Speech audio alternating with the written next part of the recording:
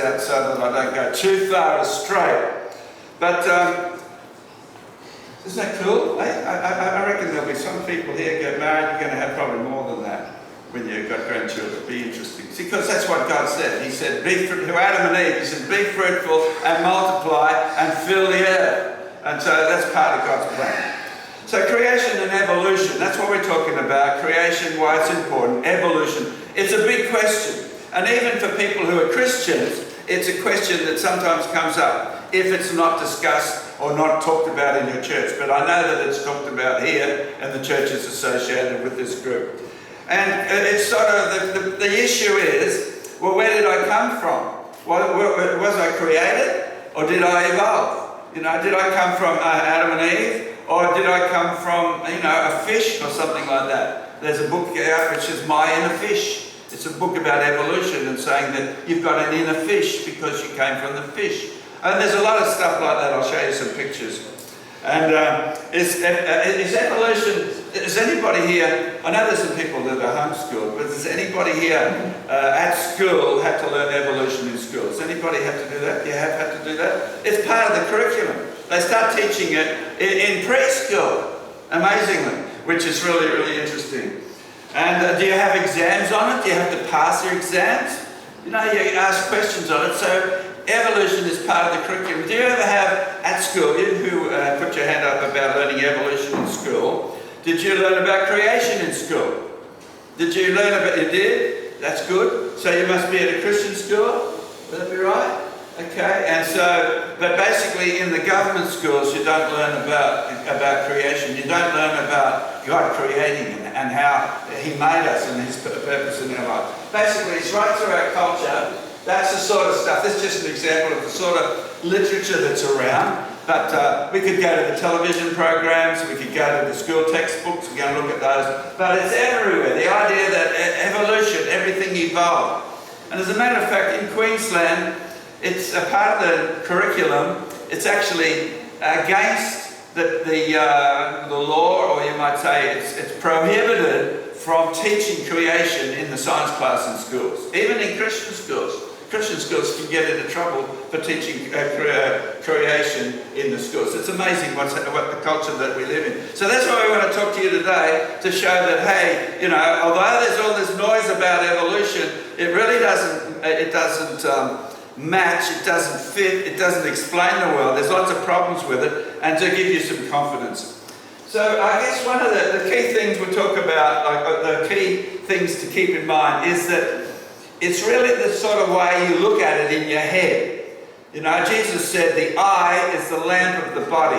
So the way you look at the world affects what you see, right? And so you can look at the world like through glasses. You've got a certain pair of glasses on and the world becomes a certain colour. Or you change your glasses and it looks different. And that's the illustration here. So you can look at the world through evolution glasses. And that's really where our culture's at. And to look at it in another way, it's not going to be really natural. You sort of have to take action to sort of learn to look at the world from a different point of view. And that's what we're going to do. So we're starting with what the Bible says, and we'll talk a little bit about why we can rely on that. But basically, it's even in the New Testament, it starts with creation. Colossians 1:16. Did anybody talk about that in their reflection time last night? You did. Did anybody learn the verse?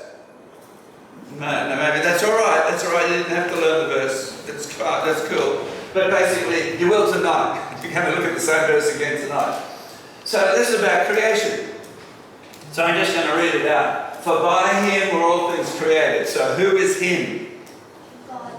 God? No, it is God, but it's talking about someone else, yes? Jesus. It's about Jesus. So it's talking about Jesus Christ, and it says in the context of this, it says by Jesus Christ, all things were created. So Jesus Christ is the creator.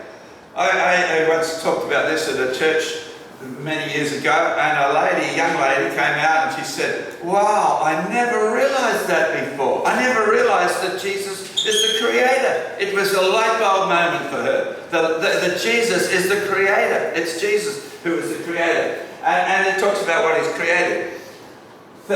All things were created, all things. that are in heaven and that are in earth. So that's everything. In heaven, which is invisible to us, and on earth. And then it goes on, visible and invisible, whether they be thrones or dominions. So thrones or dominions, the rulers and authorities, and we experience those rulers and authorities in our life, and we see how it works out on our earth. Dominions or principalities or powers, all things were created by him and for him. And I think that's a great verse, because all things means me.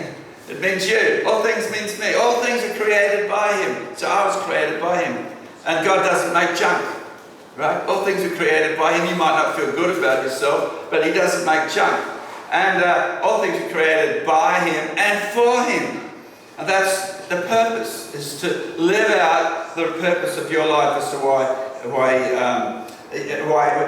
the reason why he's created you and made you. And so then some people say, well, I believe that God created. I don't know how he created. Basically, I believe that he created. But the Bible does tell us how it created. You go back to the very first part, Genesis chapter 1, and there this is just an illustration of what it says in that chapter about how God created everything in 6 days.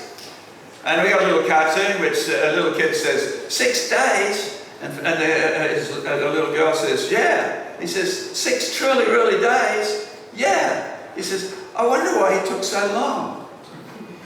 It's interesting, isn't it? Why did he take so long? And that just illustrates, of course, that there's no problem with what the Bible says. The problem is it disagrees with our belief in our culture about how things came about, where it talks about millions and billions of years. But as far as the Bible is concerned, is that God is big enough to do it. It's not too hard for him. And as a matter of fact, that's when, we just celebrated Christmas, and the angel appeared to Mary, and in part of that it says nothing is impossible with God. Nothing is impossible with him. So he's big enough to do it, and that's why it's good to be connected on his side. That's why it's good to know him and to experience him in our life. And so 6 days, the 6 days of creation.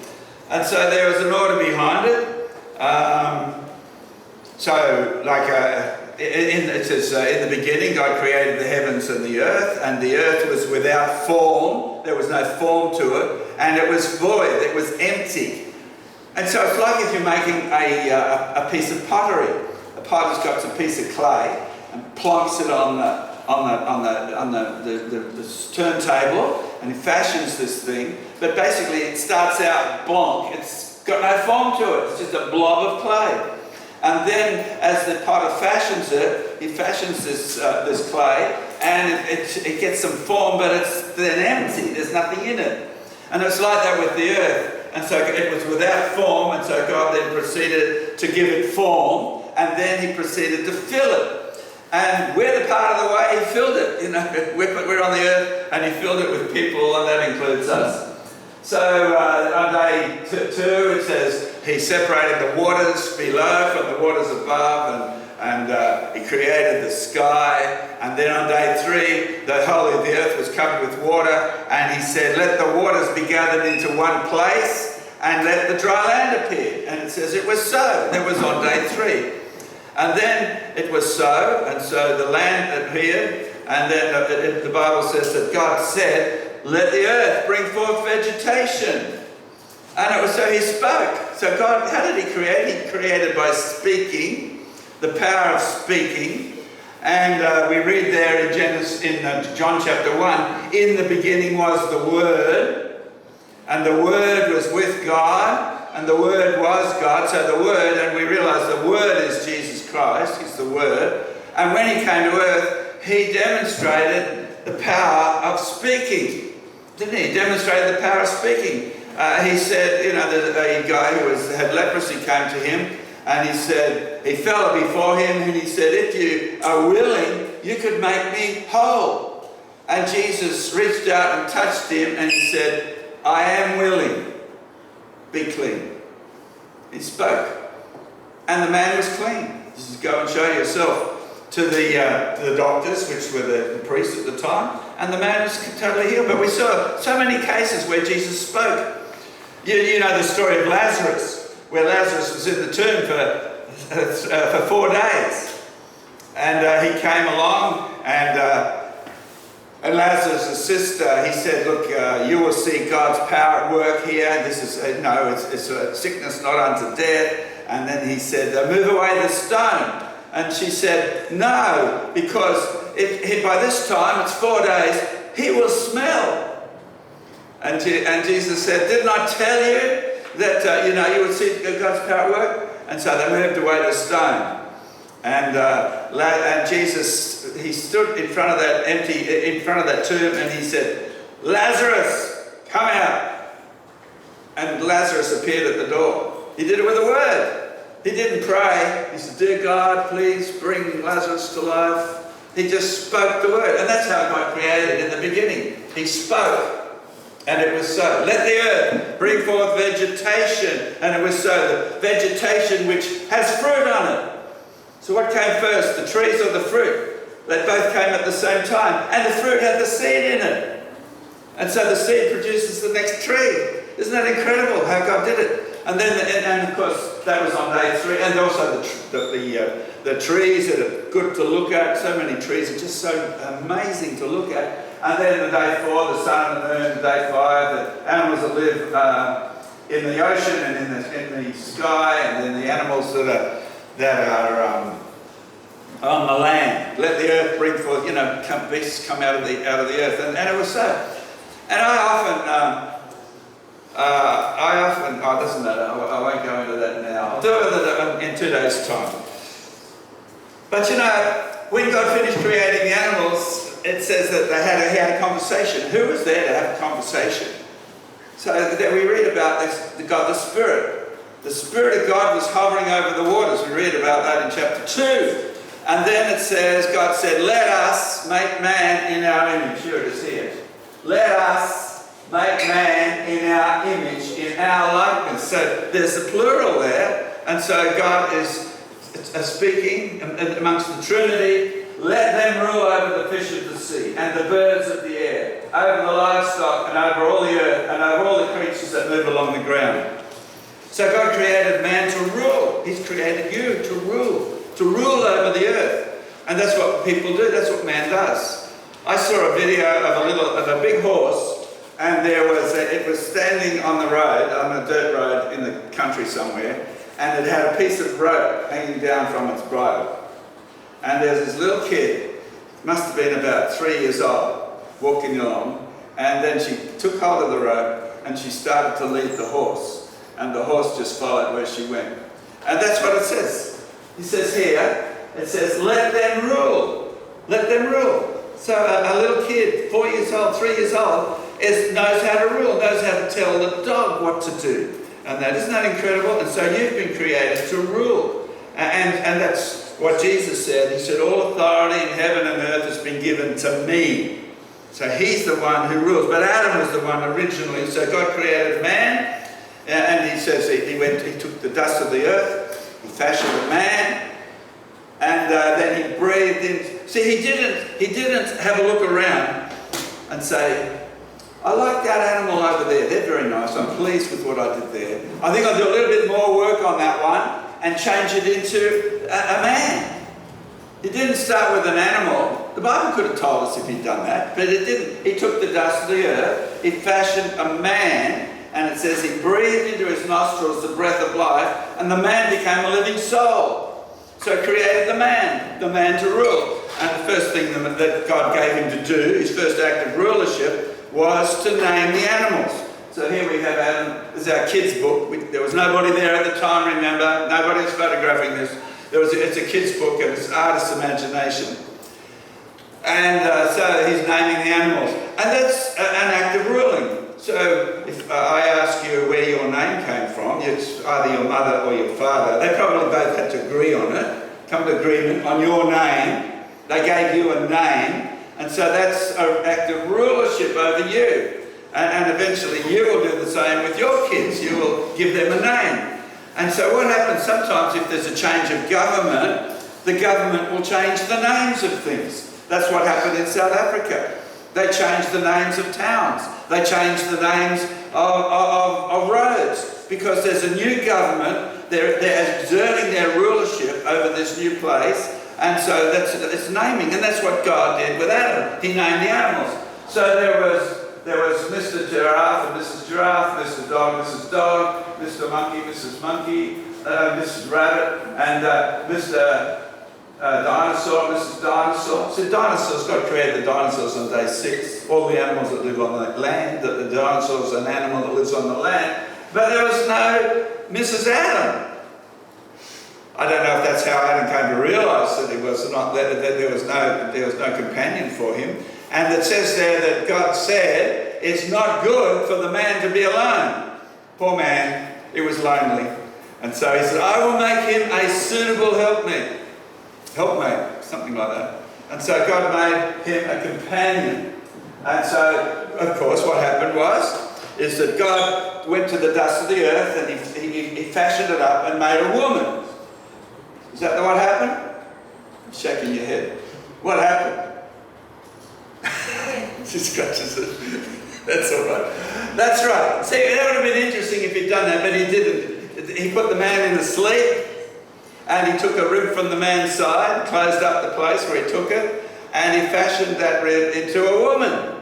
And then, so of course, God had said this. I got the verse here, which says here, come on. And the Lord said, it is not good for the man to be alone. I will make a helper suitable for him. And we don't like being lonely. I know when I was a teenager, I felt lonely because I was an only child. But when I met my wife, I was about 19. From then on, I never felt lonely. I haven't felt lonely since. And so he said, it's not good for the man to be alone.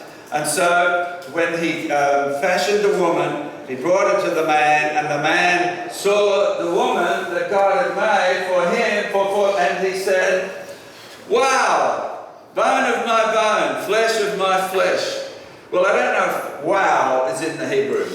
I'm not sure about that. But basically, it does say, bone of my bone, flesh of my flesh. And we read there that, and that's the reason why a man leaves his father and his mother and is joined to his wife, and the two become one flesh. So that was the first wedding. Sometimes I talk to people, a young lady might be going to get married, and I ask her about a wedding, and I said, do you know the first wedding was a garden wedding? No, she doesn't. So I then talk to her about Adam and Eve, so it's a good way to have a conversation.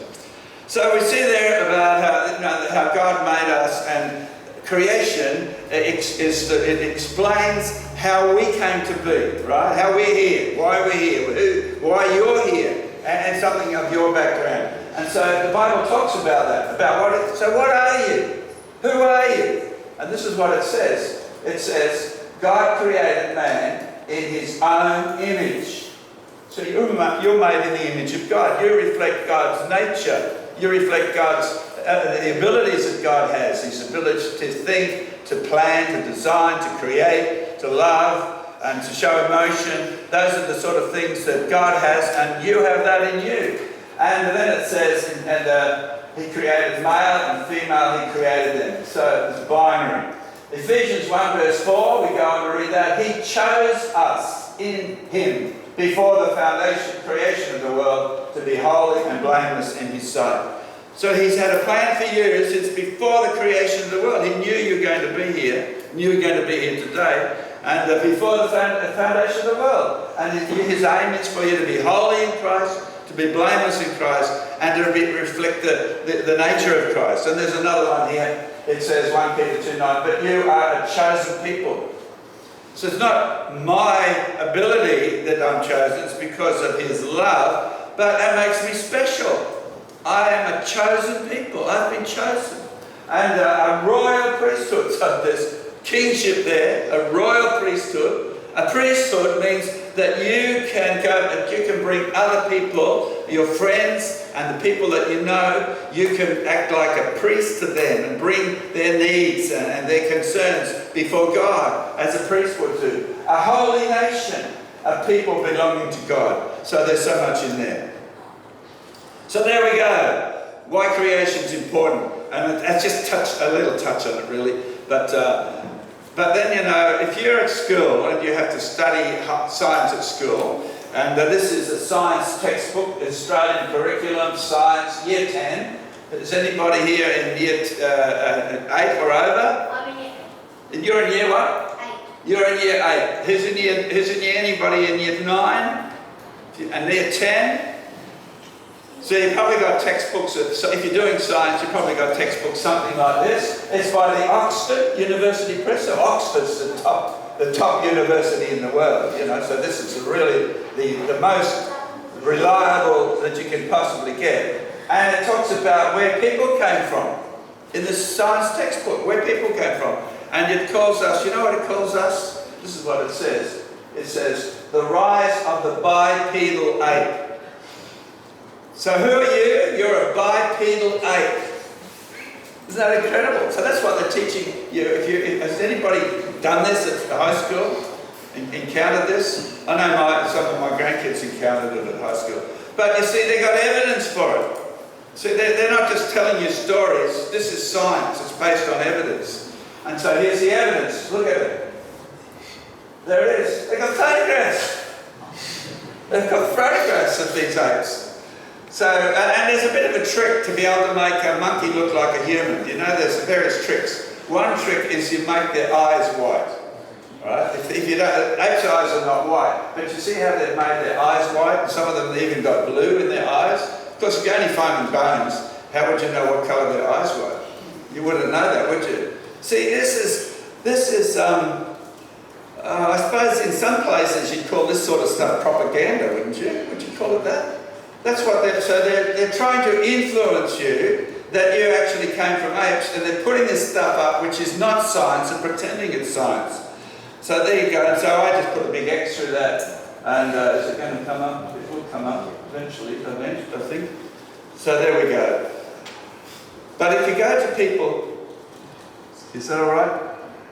So like, if we start with the idea of evolution, what does that mean for us? Now, I'll just quote a few people who promote evolution and who've been academics and about what is man. So this guy, his name is Bertrand Russell. He's a British philosopher, very famous from the past, a British philosopher. What is man? Who are we? And he's giving an academic and philosophical answer. We are a curious accident in a backwater. That's all, a curious accident, because we evolved by mutations, accidents, right? And another one, Peter Atkins, an Oxford professor of chemistry. What is man? We're just a bit of slime on the planet. We evolved from pond scum. See, and so this is pretty encouraging, don't you think? And that's what evolution, that's the idea of evolution in our culture. That's what it means about us. Richard Dawkins, he's not so much in the news now, but he was not that many years ago. He's an atheist. He says, we live in a universe which has no design, because it evolved, no design. No purpose, because evolution doesn't have a purpose, it doesn't think. It has no evil and no good, it just is. And nothing but blind, pitiless indifference. And you know, there's a word for this. I heard a story about a guy who this is the way he thought, you know, this was the way he thought about himself and about the world. He believed in this sort of thing. And he became very depressed. And life became very black. And he said, I found out that there was a word for it. Because that's what happens. It's called nihilism. Nihilism, look it up, nihilism. He discovered that leads to nihilism. And there's another guy that's down that track, William Provine, professor of biological sciences. He was at the time when he said this. He said, how can we have meaning in life? When we die, we are really dead. Nothing of us survives. Natural selection is a process leading every species almost certainly to extinction, and cares as much for the HIV virus as for humans. Nothing could be more uncaring than the entire process of organic evolution. And so that's really, I'm putting that up as a contrast to show where these two belief systems lead to. You know, the Bible gives us a totally different view as to evolution, and most people don't follow the consequences of belief in evolution to its conclusion. But once they start accepting it, it starts to lead them down that track. Like this guy here. This is, if I can get a picture up there, this couple, these kids talking at school. If I push it again, it'll go up too, will it? Come on. There they are, talking outside of school. And he says, your science class went for ages. You seem a bit down. He says, what happened? The teacher said, we're nothing special. We came from pond scum. We had just evolved apes. So I showed you the book, didn't I? I showed you the book, in which it's put. And then it says, what are they teaching in your next class? It says, self-esteem. Isn't that cool, eh? Because they realise there's a problem with depression amongst young people and all sorts of things, and so that's why they can't really get on top of things. But then, you know, a lot of people will say, well, I can't believe in creation because it's not true. You know, the science shows us that evolution is a fact. It's scientific. So how can I deny science? And that's one of the things people will call us, they'll call you science deniers. And I've been called that a few times. But really it's because there is not a understanding of what science is about. It's just thrown out there, science deniers. And you know, science has produced amazing things. I mean, we've got a microphone, we've got fans, electricity, we've got motor cars, we've got medical stuff. And so that's what science has done, amazing stuff. You're not denying science, are you? Well, I just got to, so here's two different things. We're going to look at how we look at things from a Bible perspective. So come on up, next. So science. So you could call it operational science. Who studies science? Anybody study science here? Two people do. You don't want to admit to it. Has anybody done any scientific experiments in a laboratory? They take you off to school and that, and Bunsen burners and things. But you've done that sort of stuff in a laboratory. And really what they're trying to show you is how science works. The laboratory is where you get the information. It's based on experiments that you do. And part of the trouble is to try to get your experiments to give the right answer. You had that trouble? I had that trouble. Anyway, so operational science, all the things that produce spaceships and medicine and that, it's based upon what? It's based upon being, it's observable. That you can actually see it, you can observe, you can measure, right? So that's what science is based upon. It's repeatable. Well, I know when I did I was in the laboratory at school, it had to be repeatable because we were always making mistakes and we had to do it again and again and then until we sort of eventually got it right. I don't know if you've had that sort of experience. And it's in the present, that's why you can repeat it. So we observe it, it has to be in the present. But you know, when we're talking about creation, it's not in the present. When we're talking about evolution, it's not in the present. It's not observable. It's in the past. So when they say this is science, it's not really experimental science, operational science. It could be called a little bit like forensic science, but basically there's a lot of speculation and assumptions involved. So it's like this, you could call it historical science. I don't like really calling it science because I think it's more a story. People make up a story. It's a narrative. So here's a guy, he's got a piece of evidence.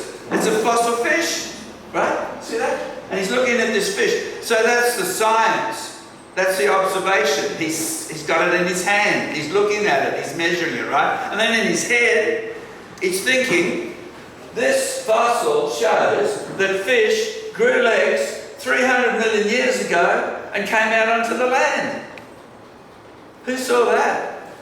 This is really a light bulb moment for a lot of people to realise that there's a difference. The fossil, and you think that must be true, therefore fish must have grown legs and came out onto the land. But we're mixing things up.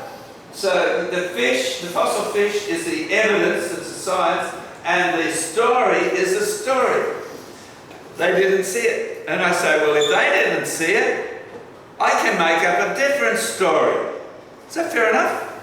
I can make up my own story. Because he's making up a story, I'm going to make up a story. And that's what I encourage my grandkids when they're at school. You know, don't stress about it. I had one granddaughter that really stressed about this when she started hearing it at school. And I said, don't stress about it. It's all okay. You just ask yourself, what did they actually see? And if they saw it, measured it, that's a fact. But if they didn't see it, then you just relax and say, it's not true. They're just making it up. I think that's really, really cool. So this idea of evolution, Charles Darwin came up with the idea that we evolved from apes. And the idea is, he didn't have the evidence for it. But that was his idea. I mean, we had to come from somewhere. And if God didn't create us, where did we come from? Well, we must have evolved from another animal. Changes.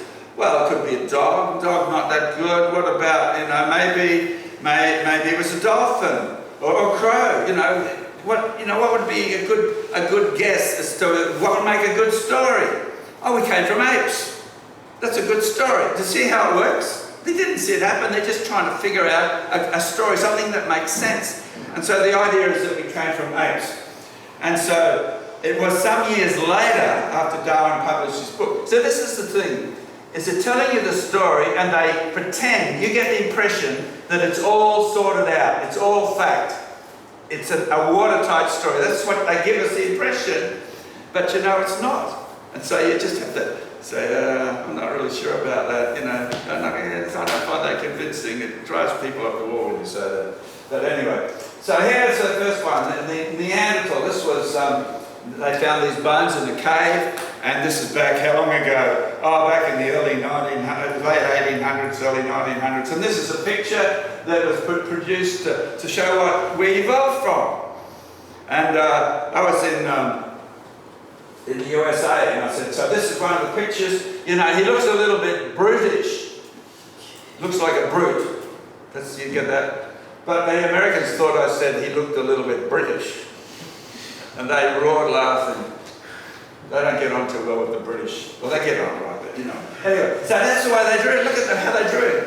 He's big, stooped over, he's got this crude stick, he's hairy all over. And so this is what it was like. And Neanderthals were put forward as being, this is what we evolved from. Have you heard of Neanderthals? No, still a little bit. But later findings indicate that people now regard them, scientists now regard them as being, basically being human, fully human. And this is a computer-generated drawing of a young lady. There's some other pictures of them, and you can see that they're far more human in their characteristics. And if you read things about them, tell me when to stop if I'm going too long, but if you read things about them, they painted pictures in caves. They're amazing pictures. There was an article in Creation magazine where an artist talked about the pictures of these guys that they draw in the caves. Amazing. And then they made jewellery, and they made musical instruments. They had fire. They buried their dead, and so it's regarded. And they also they intermarried with the later settlers into Europe. So it's widely regarded that they're fully human. But before that, the things that convinced people that evolution must be true were things like Piltdown Man. Discovered. Has anybody heard of Piltdown Man? No? A few people have. It's generally not known very much, and people don't like me putting this up because they're saying that, science has corrected itself. But this was discovered in 1912 in a quarry in England. They discovered some pieces of skull and jawbone, and they put it forward as this discovery of this ape man, evolving into people in England. And this is the skull, the reconstructed skull, and this is the sort of pictures they had of it. Very hairy, got his jaws in a funny place, and that sort of thing. Very convincing. It was in the museums. A lot of Christians saw this, and prominent Christians saw this evidence, and they looked at it, and they said, well, you can't deny the evidence. You can't deny the evidence. Prominent Christians were like this, and so they said, there has to be an explanation. Adam and Eve could not have been the first people. There must have been people before them. And they came up, you might hear the idea of pre-Adamites. Christians talk about these pre-Adamites, because based on this stuff. But 1912, it was 1953, that's 40 years, isn't it? 40 years. And it was discovered to be a fraud. The piece of skull, a human skull, which was dyed to make it look old, and there was an orangutan's jawbone, and the teeth were filed to make them look worn down, and it was dyed to make it look old. And so that's why people don't talk about it much these days, is because it was shown to be a fraud. But it was incredibly influential in changing people's perception and getting evolution accepted in our culture, this sort of stuff. There's another one here, human skull, orangutan's jawbone. Here's a Nebraska man, 1922, Illustrated London News. Look how crude they are. Just this creature, an animal, a male animal, a female animal, and Nebraska man. And it was based on an extinct pig's tooth. So that's, if you Google it, you'll find that. But basically, that's another one that's been abandoned. They don't talk about that anymore. And there's another one here. It's called. This is out of that textbook. That I showed you, the Year 10 textbook by Oxford, and they've got a picture of how people evolved from apes. And this is probably one of the most powerful images. Are so powerful that they affect our thinking. Even by my putting this up, it affects you. And you can see it starts out with hypothetical African ape there, bent over, and different ones, and eventually end up with humans. Has anybody ever seen this sort of a picture before? Everybody's seen it. Everybody's seen it. Because it's a battle of worldviews. Whether there's God created us, or whether there is no God involved at all. If God created us, God sets the rules. He lays down the law. He's above governments. He's above everything. But if there is no God, then the governments are just what decide we do. They make the laws, right? And so there's a huge battle going on at the moment. But you see, okay, you start at the beginning. Hypothetical African ape. It's an ape. This one here, Australopithecus afarensis. Has anybody heard of that? What do you think? That's a pretty impressive name, don't you think? I mean, such a big name, it must be true. But Australopithecus means southern ape. So it's an ape. So these are two apes. One's hypothetical. And this one up the other, modern Homo sapiens, that's us, right? And then modern Homo neanderthalis. Basically, we saw that that's basically human. They either married together. And then there's Homo erectus, also within the range of humans, variability. And so here we've got 3 humans. So this sequence is a sequence of 2 apes and 3 humans. But you've got this one in the middle, Homo habilis, which ties it all together. Homo means, habilis means to do with tools and things like that. But basically, it's widely regarded now that this is an invalid taxon. That the various anthropologists and that collecting these bones, they found bone over here and bone over there, and they might be a kilometre apart, and they put them together and they're actually mixed up. They're not the same creature, and so it's invalid. They regard it as invalid, a waste paper basket of a taxon. So basically, what am I saying? What I'm saying is that, you don't have to be afraid of the evidence that's presented to you. Don't be sort of anxious about the stuff that's presented and you see it and you think, oh, it must be true. No, you'd be skeptical. Can't be true. The Bible tells us how it happened. So there must be something wrong with this. I don't know what's wrong with it, but there must be something wrong with it. You see how that works? And then you maybe do a bit of reading about it and you find out as to what's wrong with it. So it makes a big difference as to whether we came from apes or humans. So apes are people.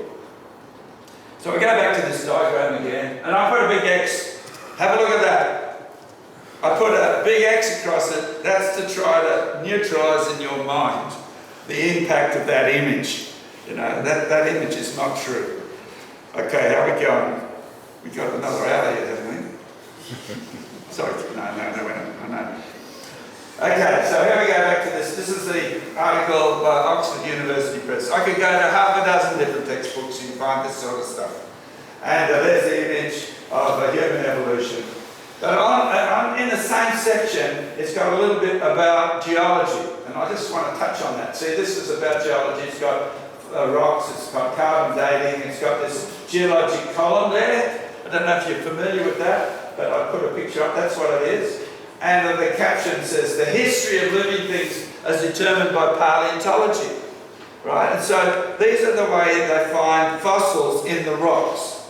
Right? And so down the bottom, this is 500 million years ago. 500 million years. You know, a million years is hard to imagine. 500 million years, can you imagine that? So this is 500 million years, and you've got trilobites and things. 450, what else have we got? We've got this first living fishes, they're bony fishes. Here we've got the Devonian, and we've got different things. This is a dinosaur area, pine trees, that sort of thing, cycads and stuff. So you see, this is 200 million years, see that? And it says, this is the history of living things, is determined by paleontology. And you look at that and say, okay, where does Adam and Eve fit in there? It must be right up the top. But what's all these things before them? Right? Like we've got all these fossils. Where did they come about? The Bible doesn't talk about these fossils before Adam and Eve. How do we explain that? That's what I used to puzzle about. How do we explain that? And I would hear various ideas about it. People would say, well, you know, the word day can mean a long period of time. Did you know that? You know, one day with the Lord is 1,000 years. So, well, that's pretty cool. That solves it. I was only in my teens. And that solves it. So I sort of went down that rabbit trail for a while. And I realised that, you know, the order of things is totally different. And it didn't solve anything for me. And then somebody else said, you know, maybe a year or so later, I discovered somebody said, well, you know, there's a gap in Genesis. Has anybody heard of the gap? You've heard of the gap, not many. But Genesis chapter 1, it says, in the beginning, God created the heavens and the earth. And then, that's verse 1. And then verse 2 says, and now the earth was without form and void. And so there's a gap between Genesis 1 verse 1 and Genesis 1 verse 2. It's called the gap theory. And so that means you can put all the geology in there, and that's Satan's rebellion, and there's a whole sort of stuff goes with that. And I thought, oh wow, that explains it. So I sort of followed that for a while. But then again, I thought, I couldn't find anything out about it, because there's nothing about it between Genesis 1 verse 1 and Genesis 1 verse 2. There's nothing in there about what happened. It's just a gap. And so I came to it wasn't very satisfactory at all.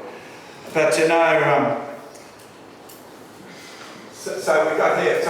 But I didn't realise that it really upsets a lot of things. And we talked about, you know, what Jesus did on the cross, how he saved us from our sins. You know, we live in a world which is broken, and how Jesus brought healing, a world which is full of death, and Jesus conquered death, you know, so we read about what Jesus did. But if you've got these theories, here you've got Adam and Eve in the Garden of Eden. Don't you think they look cute? And Eve says, this is such a perfect world. And Adam says, yes, Eve, it's just very good, like God said. But you see, if we put those millions of years in to the Bible, no matter how you do it, but you end up with Adam and Eve sitting on all these layers of rock, which are full of all these fossils, which are full of all these are all dead things. Do you see that? There's a problem with that. Do you see the problem? You've got death and suffering and before Adam and Eve, before sin came into the world. And so we know that it was only after Adam and Eve, death, suffering, disease, and it was after Adam and Eve took the fruit they were commanded not to take, that death came into the world. A lot of people say it was an apple. Somebody just recently told me that it was an apple. I heard them speaking. But it wasn't an apple. The Bible doesn't say that. It was the tree of the knowledge of good and evil. They took the fruit of that tree. And so our artists made it look like a hand grenade, because it had catastrophic effects. So you see that. So here we've got, and I'm going to talk about this not tomorrow, but the one day after. This is the fossil record, which has got death, suffering, and disease in it. And if we put it before Adam and Eve, there's a major problem with that. And it's to do with the gospel. It's to do with God's goodness. So many things it's affected. But so it's explained by Noah's flood. It doesn't before Adam and Eve. It's after Adam and Eve. So where do you find out about these events? Basically, you find out about them in the Bible, of course, and you'll be looking at these things, but it's particularly Genesis 1 to 11 talks about the prehistory, talks about the creation, talks about Adam and Eve, talks about sin coming into the world, about Cain and Abel and the flood, Genesis 6, 7 and 8, and then covenant with Noah, table of nations, and the Tower of Babel. And that's where we find out. You can't find out about it anywhere else. We don't have any other records about it, and so that's where we find out about it. And so we've got this little picture here, Noah's flood. So this is the geologic column, right? So basically, the dates are something that's made up. Nobody was there with a calendar. You didn't dig up the rocks and find out a label on it. I'm 100 million years old. You don't see that. You just dig up the rocks. And how do you know the age? Well, it depends on what you think. And so rather than the history of living things, we get rid of the dates, and this then becomes the burial of living things during the global flood. Do you see how that little change takes the same evidence? There has to be some little adjustments and things, but basically the same evidence that's there, that's been interpreted according to evolution, it can be interpreted from a biblical perspective. So that's what we're doing. So these are the key things in the history of the world. So this is really, we talked about the two glasses. And this is the Bible glasses. It starts with creation, corruption, that's when sin came into the world, when death came into the world, sickness, and all that sort of issues. Catastrophe, the Noah's flood. Confusion, the Tower of Babel. Covenant with Abraham, we read about that. And through you shall all the nations of the earth be blessed. And then Christ, He's the blessing. He's the result of that promise to Abraham. And by Him, He conquered death. And then there's going to be new heavens and a new earth. I think we sang about that, didn't we? Was there a song? We talked about the new heavens and the new earth. I thought that was really cool. So Noah's flood explains the fossils, and I'm going to talk about that on not tomorrow, but the day after. And so we'll explain that a little bit, and which is cool. So I hope that's been all right. I don't know what you want to do. I don't know if anybody's got any questions, but I want to just throw up some things about where you can get some more information. Because if this is new to you, you don't just sort of say, this guy told us this and jump on board. You might, but you might say, well, I'm not sure about this. What about that? What about this? So you might have things in your mind that you want to sort out.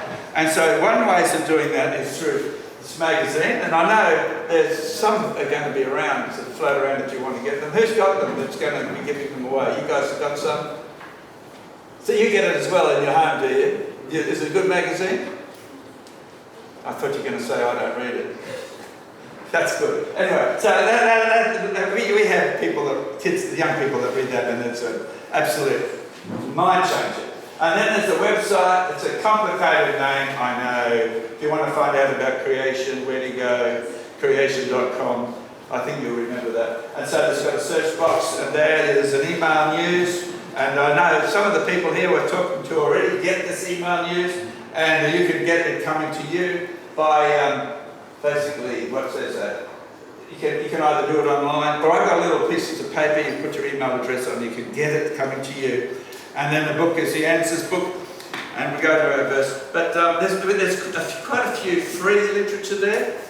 Two-tone twins, how we're all, that used to be a big question. I don't think it's such a question now because we have people from all over the world in our country now. But going back sort of 10 or 20 years, you didn't see so many brown-skinned people as you do today. And the question was, where did all the different people come from? And this has got an example of two-tone twins, with somebody with brown skin and somebody with white skin.